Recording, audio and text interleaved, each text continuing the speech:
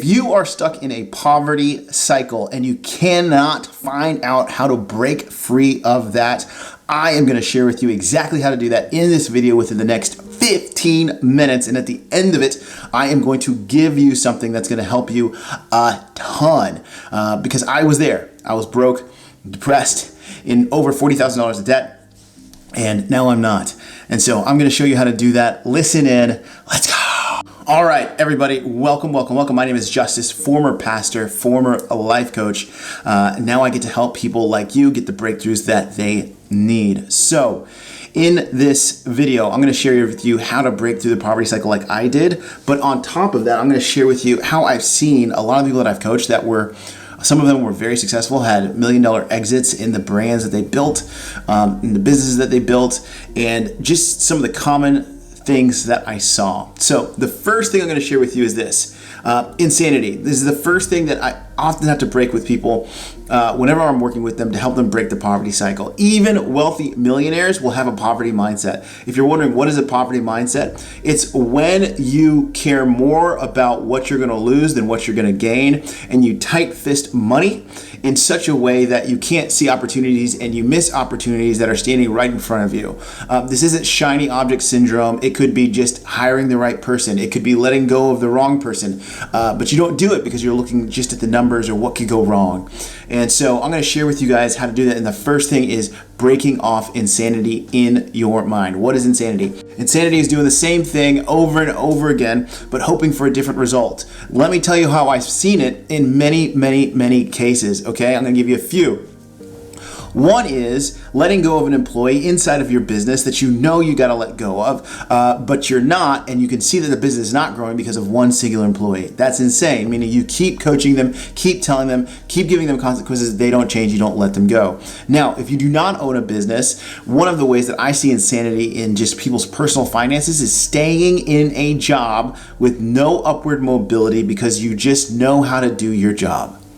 And what scares you is going, oh my gosh, how do I get work? What do I do? But before you can even think about that, you have to come to the reality that you've got to quit your job. You've got to move on. How you do that and in what way is different for everybody. Some people have a cushion of savings. Some people don't. If you're watching this video and it's about the poverty cycle, that you probably don't have anything in savings, or whatever is in savings always comes out, okay?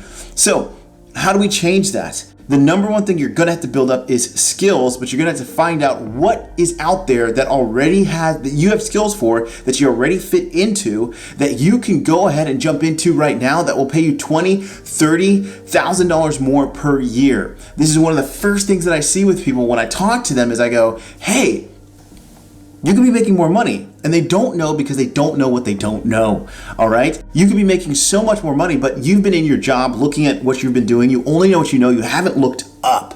You haven't got your head out of the ground and gone, oh my gosh, there's all these people making more money than me doing the same thing I do, and they're less skilled than me. And they're making $100K a year, $120K, $150K a year. And so that is the first thing in insanity. What is currently happening is not working. What is the real problem with your finances? And almost 95% of the time, it's your job. Now, if you're married, I've seen it where one of the people that's married is in a job that isn't paying enough. And so they're going, what's the issue? What's the issue? What's the issue? And they think it's, we're just living above our expenses. That's usually not the case if you're a responsible human being. Sure, if you watch Instagram reels where people are like counseling one another, they're like, how are you? You've got all this debt, you've got all this stuff. Look, my family, my wife and I, we finally came to this reality of like, whoa, we just aren't making enough. And most people, especially with the current rate of inflation and its increase, you're just not making enough. It isn't that you haven't cut enough expenses. I don't know if you've ever seen the Malcolm in the Middle where the dad is like, the wife is going over the budget and the dad is like, you know what, we're going to figure it out. We're not going to eat out as much. We're going to have to do all these other stuff. No more family vacations and all this kind of stuff. And she looks at him and she goes, we don't do any of that. What are you talking about? They just didn't make enough money. That is most of the people that I talk to, that's the case that they're in. That's where they're at. Now, some of you are insane on the spending, but most of the people that watch me, that I speak to and I coach, they're very responsible in the finances. They're very aware of their budget, but they just do not make enough money and they think it's impossible. So what do you do if you're going, gosh, my head's been on the ground, Justice, what do I do right now to like see what's out there? The number one thing is networking. Now, most people are not going to network because they do not know their own value. It's kind of like this catch-22. You need to go out there and see where your value can create more income, but you don't see yourself as that valuable, so you don't put yourself out there so no one knows who you are. Okay, so you're gonna have to go into this place, and I hate saying this, but it's a little bit of like a feeling of fake it till you make it, even though that's not true. You have the skills, you have something, you just don't know how to word it. And so what you start doing is just getting coffees and lunches and just saying, hey, I'm looking for a new job. I haven't been on the job market in a while. Love your help. Don't know how you can help me. Now, if you're going into a networking meeting, you don't call it a networking meeting. You meet with friends first. Then you meet with their friends. But in that time, you talk to them more about what they're doing and what they're working on. And then a little at the end, they will ask. If you make it all about them and you say, well, how can I help you? At the end of it, they're going to go, hey, how can I help you? At that point, you start to share with them where you're at, what needs to change, and what you're looking for. And if they know you well enough, they'll start telling you what you're really great at, and they'll start telling you to go in a certain direction. I guarantee you, if you do this for 30 days, I mean this, for 30 days consistently, 2 to 3 lunches or coffees per week, the next month, you will be short on time.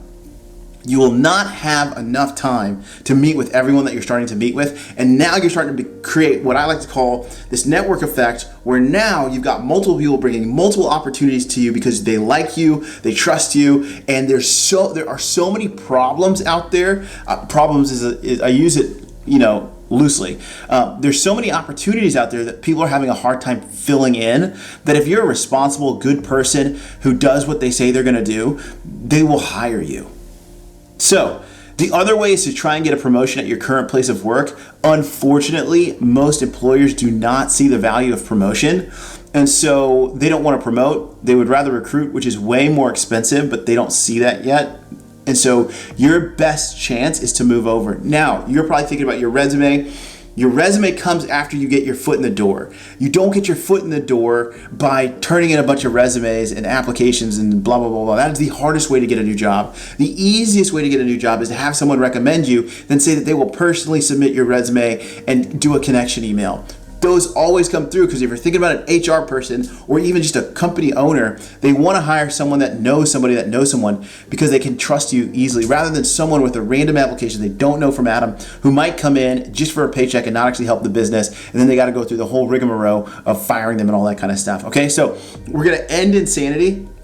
The next thing we're going to do is we're going to build our network, and then we're going to go into if in 90 days you do not have multiple job opportunities coming your way because of this networking thing, I would be shocked. You would have to be extremely lazy, because after that, you're gonna get your resume worked on. Now, if you're gonna get your resume worked on, you need to go to Fiverr or Upwork, and you need to hire someone. It'll be anywhere from $100 to $200. Just don't eat out.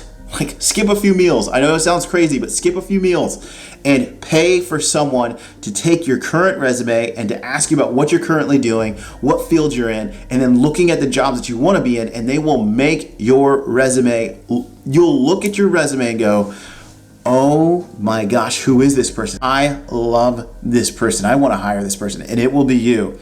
This is what happens when you get people to see you objectively and you're not looking at yourself, because you don't know what you don't know. Okay? Now, out of this poverty cycle, we've identified, hey, I'm not making enough money. I need to make more money. In order to do that, I need to reach out to my network. I got to work on my resume, and I got to get a new job. That's going to be the next thing. I need to get a new job. All right. Second thing to break out of the poverty thing is to create your side hustle. Usually I would not recommend creating a side hustle while you're in a job that doesn't pay you enough, because side hustles do take a little bit of upfront money. I don't care if it's a digital side hustle or a physical side hustle, like mowing lawns or roofs or whatever, like window cleaning, stuff you can do on the weekend. It will take a little bit of investment, anywhere from $500 to $1,000, okay? And then you've got to go out and go get those job opportunities, get those side hustle opportunities. That takes time and all that kind of stuff. It'd be easier to spend your time on making a bigger pay raise, right? Adding 10 to 30, sometimes 50K more a year. Yes, you heard me right, 10 to 50K more a year, than to try and get a side hustle that will do that. Once you get that new job, you're not gonna have a ton of time to create a side hustle because you're gonna learn it, you're gonna be applying it, all that kind of stuff. Do not stop rewarding your network for the opportunities they've given you, for meeting with you. I mean, I write thank you cards. I see my roll of, stamps. Like every week I'm sending 2 to 3 thank you cards and birthday cards. This is what it looks like to be a friend. I don't even like calling it networking, but it works. Okay, it works. Opportunities will come your way because no one else is doing this. Everyone is sitting back hoping that people like them and think of them when they need it, and they're scared to put themselves out there. Okay, so now you've networked, now you've got your side hustle. Whatever your side hustle is, it needs to be in a thing that you have conquered. All right, whatever it is. If you're good at math, be a math teacher. See if you can math tutor. Get a few kids at $125 a month. Get 5 kids. You're gonna meet with them once a week. Help them through stuff. Really help them, and you're off to the races. You're off to the races, okay? We have already increased your income by $6,000 on a side hustle. If your first year in a side hustle, you do $6,000, that's $6,000 you didn't have before. And you're making anywhere from $10,000 to $50,000. We're going anywhere from $16,000 to $56,000 more year over year. That's a huge bump. Your life has changed. Now you're putting money into savings. Now you're doing all this kind of stuff that's incredible, okay? This is how we make it out of the poverty cycle, all right? So I promised you I'm gonna give you something really special at the end of this. If you are a Christian business or ministry leader and you are in the poverty cycle, or you're just trying to figure out what's next, how do I do what's next, join my school group. I coach every week, Mondays, 3 to 5 p.m. Eastern. Jump on the call. I will coach you through how to break the poverty cycle based on what I've learned as an executive life coach, based on what I've learned as a pastor, and I've seen time and time again. I want to see you in there. Join it. I'll put the link in, and you guys are incredible. Let's go. Justice Marie.